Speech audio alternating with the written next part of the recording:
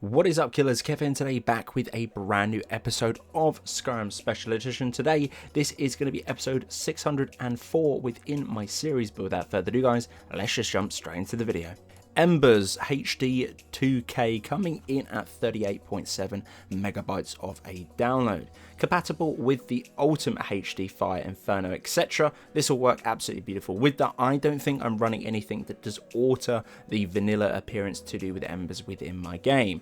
This is a small mod that makes the Embers, or the variations of fire, shall we say, sources around the world more aesthetically pleasing, impacting the Embers to make it HD style jazz to the forge around Skyrim and just generally within Tamriel. This will pretty much change everything that does have this skin or appearance of thus around the world, or even in your game, wherever you're going, DLCs, vanilla based game, it doesn't really matter, wherever you're going, this will take effect. Honestly, this is very nice indeed. I'd love to keep it, but coming at a 40 megabytes of a download or close to is pretty high for a reskin for something so small within the base game.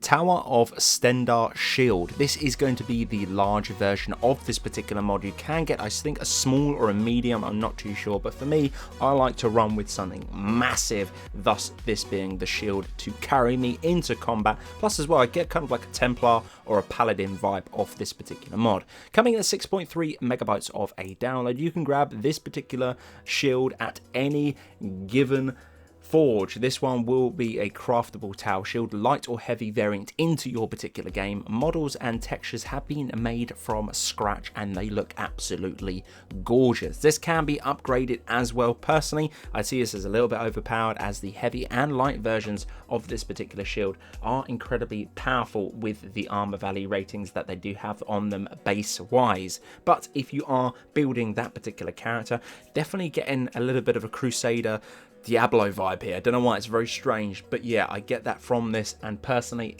2 and 2 together is really nice indeed. But overall, a great shield to grab, but if it's too big, again, you can grab the slightly smaller version too.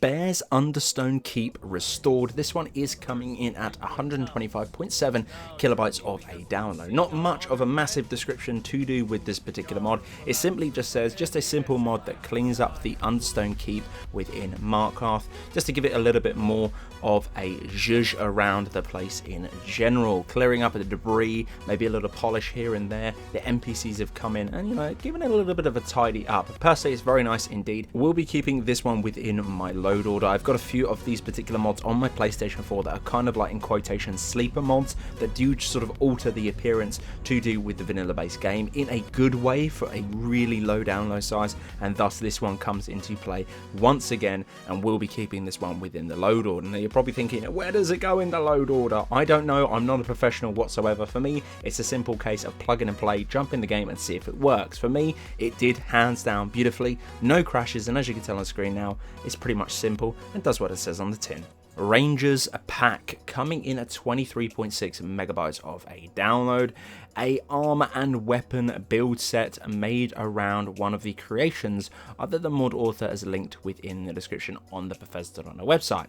Perms in the gallery too for the armor to head on over for us to enjoy, and all items can be crafted at the forge. The armor is equals to the guild master's armor with a little bit of a keyword built in there, and that is going to be upgradable. You can throw this on the workbench and bump up the stats ever so slightly, and you will get the boots, braces and the hood are going to be vanilla models. Please do bear that in mind. The only thing that are going to be changing is the main set piece itself. And with this particular pack, yes, you do get a bow and arrows, and they are located within the forge too.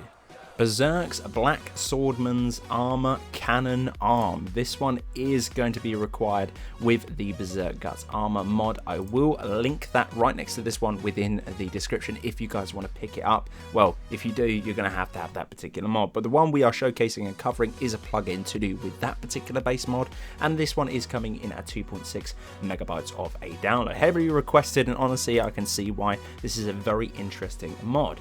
This mod adds scrolls to act as grenades for the cannon arm of the Berserk Guts armor. Obviously does require that loaded within there. Load order preference, no idea, plug and play for me, as you guys know.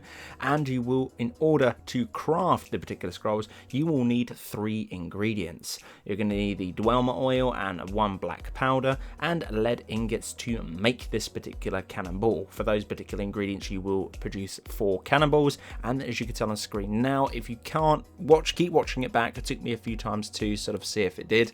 But yeah, they basically fire out of the arm. They come out of the wrist, which again is a small cannon, and projectile from there. A lot of damage on these particular ones. Can't be upgraded via the ammo, purely on the fact of that they are going to be acting as scrolls, but the animation is going to be projected out of that beautiful cannon arm.